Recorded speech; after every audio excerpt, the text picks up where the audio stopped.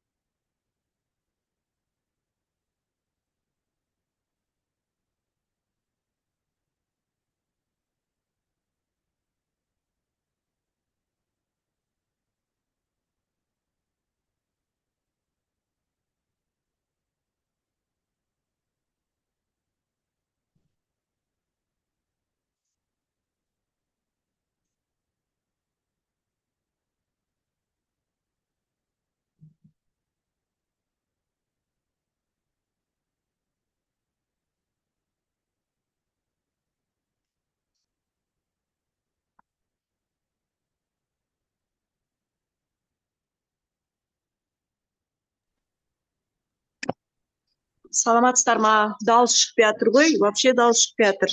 Біз звук жоқ. Да, у меня тоже не слышно.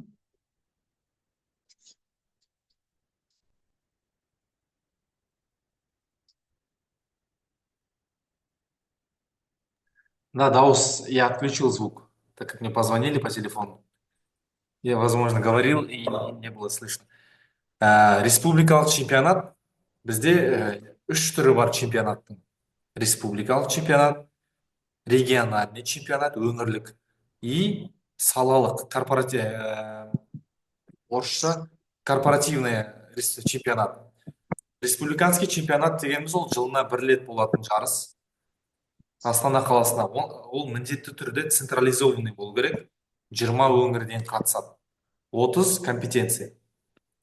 Өңірлік дегеніміз сол өңірдің ішінде колледждар, оқу орындарының ішінде. Здесь не только здесь могут и участвовать школьники, здесь могут участвовать студенты университетов. Нету правила, чтобы он был студентом колледжа. Но в основном, так как национальным оператором является НАО Талап, Талап бізде колледждарды курировать етеді. Сол үшін они өзінің курировать ететін колледждардан қатысушыларды жинайды. Но можно, если есть такие вундеркинды, если есть такие сильные специалисты, мықты балалар болса, мектептің 10-шы классы болуы мүмкін, 9-шы классы болуы мүмкін, оларды қатыстыруға болады. Потому что ондай болмайды деген правилада жазылмаған. Болады деп те жазылмаған. Болмайды деп те жазылмаған. Здесь нету в правилах колледж студенті болу керек или университет студенті болу керек деп.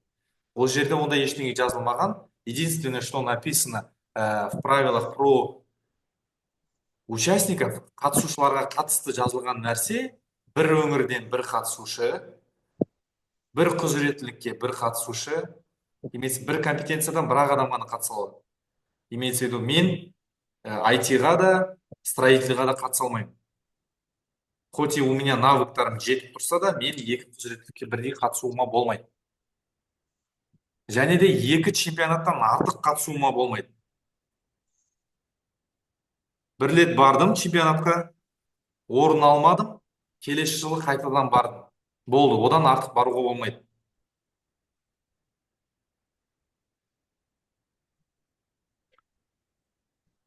Ол правилада қатысушыға қатысты жерде жазылып тұр. Бір реттен артық қатысуға болмайды деген.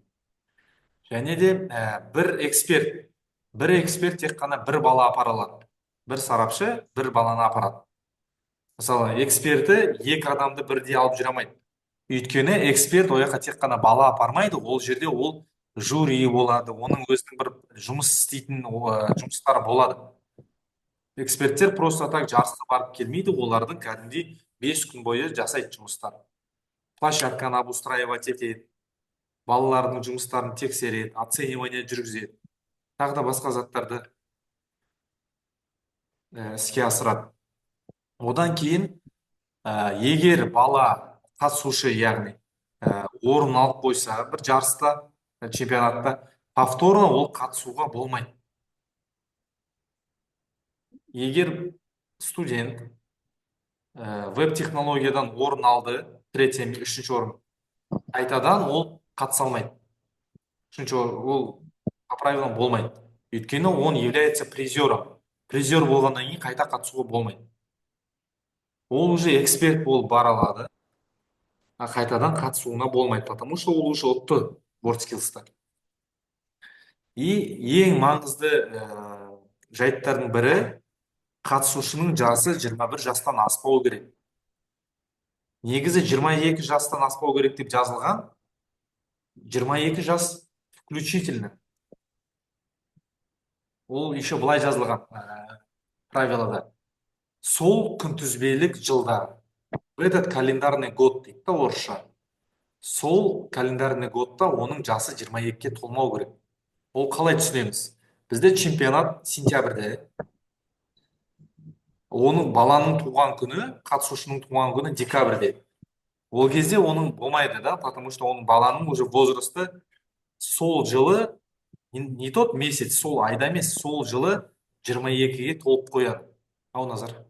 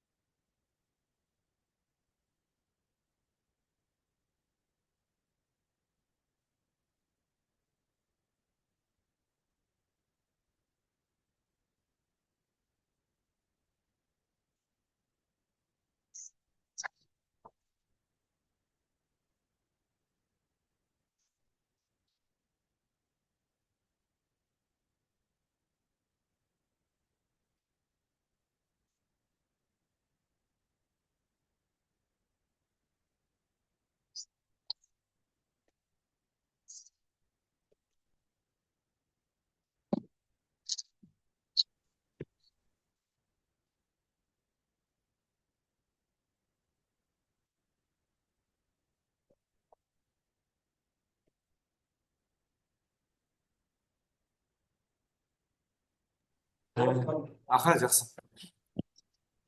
Ол түсінікті, иә, балалардың жасы 22-ден аспау керек деген жағдайлар. Ворскилс чемпионаты тең демонстрациялық экзамен. Өйткені Ворскилстағы қолданылатын тапсырма, Ворскилста қолданылатын CIS программасы, Ворскилста қолданылатын критерий оценивания барлығы осы демонстрациялық экзаменді қолдануға болады. Тек қана не басқаша болады? Бұл жерде енді колледждан, облыстан келмейді, барлығы бір колледждің бір группаның балалары болуы мүмкін да. Только бір жерде ғана разница. То, что участниктар бір колледждан бола беруіне болады, демо-экзаменде бола береді. Ол жерде еще не обязательно бір экспертте бір бала болу дегенше. Ол жерде демо-экзаменде главный эксперт болады. 5 член комиссии болады. 3 или 5 член комиссияда, енді аттестацияны білесіздер ғой, итоговый аттестация қалай өтетін. Член комиссиялар сырттан шақырылады демо-экзаменға. Соларды сіздер логин пароль оларға ашып, CIS программасында оларға жұмыс жасауға мүмкіндік бересіз. Келесі CIS программасын біз ертең дұрыстап өтетін боламыз. Бүгін бірінші, екінші күн бізде теория. Үшінші күн мен сіздерге CIS бағдарламасына жұмыс жасауға мүмкіндік беремін. Республикалық чемпионатта бізде 20 қатысушы болады, 20 өңірден. Кеше қандай документтер болады деп айттым мен сіздерге, естеріңізде ма? Какие документы? Оны біз нормативтік құжаттар деп айтамыз. Инфрақұрылымдық парақ, конкурстық тапсырма және критериалды бағалау. Техникалық сипаттаманы ұмытып кеттіңіз. Тех сипаттама. Құзыреттіліктің техникалық сипаттамасы. Ол да маңызды документ. Осы төртеуі бізде ол жеке-жеке құзыреттілікке қатысты құжаттар.